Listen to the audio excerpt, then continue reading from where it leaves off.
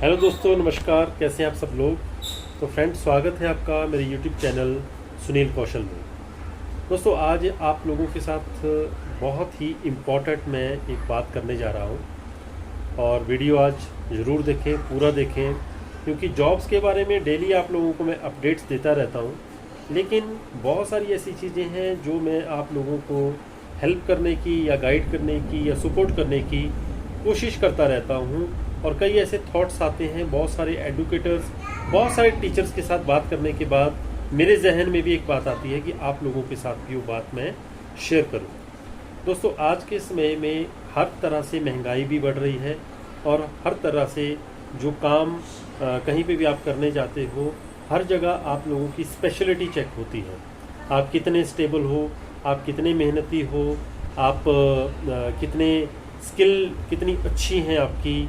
तो कई बार हमारी इंग्लिश अच्छी नहीं है तो ये सुनने को मिल जाता है कि इंग्लिश अच्छी नहीं है या आपकी नॉलेज बहुत अच्छी नहीं है। कई ऐसी चीज़ें आती हैं जिसके लिए फिर हम अपनी तैयारी खुद करते हैं या हम प्रोमिसेस करते हैं जॉब इंटरव्यूज़ में कि हम अपने आप को पूरा इम्प्रूव करेंगे, और हम कोशिश भी करते हैं। सारे एडुकेटर्स जो नौकरी करते हैं वो अपनी तरफ से कोशिश करते हैं। कोई बहुत 1% मैं कहूँगा कि जो काम नहीं करना चाहते उन्हें मैनेजमेंट निकाल देता है या सुना देता है। लेकिन सम टाइम बहुत सारे केसेस में मैंने ऐसा भी सुना, मेरे को ऐसे बहुत सारे एग्जांपल्स हैं अभी मेरे पास, कि हम टीचिंग लाइन में, अगर मैं टीचर्स की बात करूं, टीचिंग लाइन में हर कोई जानता है ये एक नोबल प्रोफेशन है। हर कोई, खासकर लेडीज़ और जेंट्स भी जब इस प्रोफेशन में आते हैं, उनका काम होता है बच्चों को पढ़ाना, पेरेंट्स को हैंडल करना, बहुत सॉफ्ट रहना। और आज की डेट में तो बहुत सारी और रिस्ट्रिक्शन लग चुकी हैं। लेकिन उसके बाद इस नोबल प्रोफेशन में आने के बाद हमारी बहुत सारी चीज़ें मेरे को सुनने को मिलती हैं कि सर, आज की डेट में यहाँ पे रिस्पेक्ट बहुत कम हो चुकी है। दोस्तों, अगर आप लोगों की रिस्पेक्ट नहीं है तो मैं नहीं समझता कि ऐसी जगह काम करना चाहिए, क्योंकि आप सिर्फ पैसे के लिए बिके नहीं हो। आप पैसा ले रहे हो, काम करते हो, अपना 100% या 200% दीजिए। टाइम पे सैलरी की बात पहले कीजिए कि कितनी तारीख को मेरी सैलरी आएगी। जब भी आप इंटरव्यू देने जाएं, पहला कुछ पॉइंट आपसे पूछे जाते हैं। आपकी क्वालिफिकेशन क्या है, आपने कितने साल काम किया है, आप ये काम अच्छी तरह से कर पाओगे कि नहीं कर पाओगे। टेस्ट दीजिए, इंटरव्यू दीजिए, डेमो दीजिए। ये इतनी सारी चीज़ें करने के बाद अगर आप उसमें साबित हो जाते हो, प्रूव कर देते हो, तो आप सेलेक्ट हो जाते हो। लेकिन इस बात का भी ध्यान रखें, जब आपसे इतने सारे क्वेश्चन पूछे जाते हैं, प्राइवेट सेक्टर की बात कर रहा हूँ, गवर्नमेंट की नहीं, तो जब आपसे इस तरह के क्वेश्चन पूछे जा सकते हैं, आप इसको साबित कर देते हो, तो कुछ पॉइंट्स अपने भी रखिए, क्योंकि आपने तो अपने आप को साबित कर दिया। अब जिनके पास आप काम करने जा रहे हो, आप भी तो किसी कारण से वहाँ काम करने जा रहे हो। पूछिए, मेरी सैलरी कितनी रहेगी, मुझे कब सैलरी वो मिलेगी, इस बात का ध्यान रखें। तो दोस्तों, 3-4 पॉइंट जरूर ध्यान में रखें। जब आप इंटरव्यू क्लियर कर लें, आपकी सिलेक्शन हो जाए, उसके बाद सबसे पहले आप अपनी सैलरी पूछ लें, जितनी भी आपकी सैलरी डिसाइड हुई है। दूसरा, सैलरी आपको कितनी तारीख को मिलेगी, 2 तारीख को, 5 तारीख को, 10 तारीख को, 15 तारीख को, वो फिक्स डेट उनसे एक बार पूछ लें, ठीक है। और तीसरी बात, अपनी क्लासेस के बारे में पहले क्लियर कर लें कि मुझे कौन कौन सी क्लासेस दी जाएगी और मुझे कहीं एडजस्टमेंट तो नहीं करनी पड़ेगी किसी क्लास में।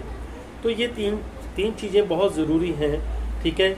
अगर आपको सपोज 1 महीने के बाद सैलरी, अगर उन्होंने बोला 5 तारीख को मिलेगी, तो 5 तारीख को आपको सैलरी मिलनी चाहिए।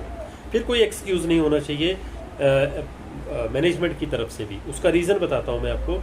जब आप दिन रात वहाँ काम करते हो, अगर आप टाइम पे जाते हो, थोड़ा लेट हो जाते हो, तो आपको नोटिस, एक शोकेज नोटिस दे दिया जाता है कि आप लेट आते हो, आपको भी आगे से आपकी सैलरी कट जाएगी। तो आपको भी हक है पूछने का कि 5 से 6 तारीख अगर हो गई, फिर भी 6 तारीख हो गई, सैलरी क्यों नहीं आई। उसके बाद अगर आप पर कोई सपोज करो आपको गुस्सा किया जाता है, कुछ भी किया जाता है, मैं आपको ये कहूँगा कि वो स्वाभिमान गिराने वाली बात होगी। क्योंकि जब आप अपनी तरफ से 100% दे रहे हैं, उनकी तरफ से सैलरी है, टाइम पे आनी चाहिए। तो हमेशा ये बात डायरेक्ट करें, डरे नहीं, घबराएं नहीं, शर्माएं नहीं। डायरेक्ट मैनेजमेंट से, जो हायर अथॉरिटी है, उनसे डायरेक्ट जाकर के बात करें, तभी आप ग्रो कर सकते हो, तभी आपकी पर्सनैलिटी डेवलप हो सकती है, तभी आपके अंदर एक स्किल आ सकती है, गट्स आ सकते हैं। नंबर 2 बार जो मैंने आपको सैलरी की बात करी कि सैलरी कितनी मिलेगी। अब आपके अपॉइंटमेंट लेटर में सपोज कर लो 30,000 लिखा है, अगर आपको कम मिलती है आप उसके लिए भी क्वेश्चन मार्क लगा सकते हो। अगर आपको बोला जाता है कि आपको अगले महीने ज़्यादा सैलरी दे दी जाएगी, आप वहाँ पे डिनाई कर दीजिए, क्योंकि जब आप एक बार डिसाइड हो गया इंटरव्यू के टाइम में, बाद में अगर आपको सैलरी कम मिल रही है तो हो सकता है दूसरे महीने तीसरे महीने भी आपको सैलरी कम मिल सकती है।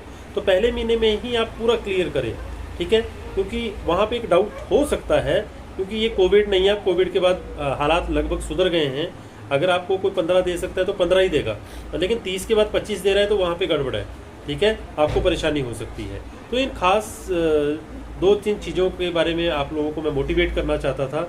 मैं किसी भी तरह से ये नहीं कह रहा हूँ कि मैनेजमेंट के साथ किसी भी तरह की कोई क्वेश्चन मार्क आपको लगाना चाहिए, लेकिन जैसे आप अपने आप को पूरी तरह से साबित करते हो, अगर आपको भी किसी तरह की परेशानी आती है स्वाभिमान को लेकर के, सेल्फ रिस्पेक्ट को लेकर के, प्लीज़ डोंट कॉम्प्रोमाइज़।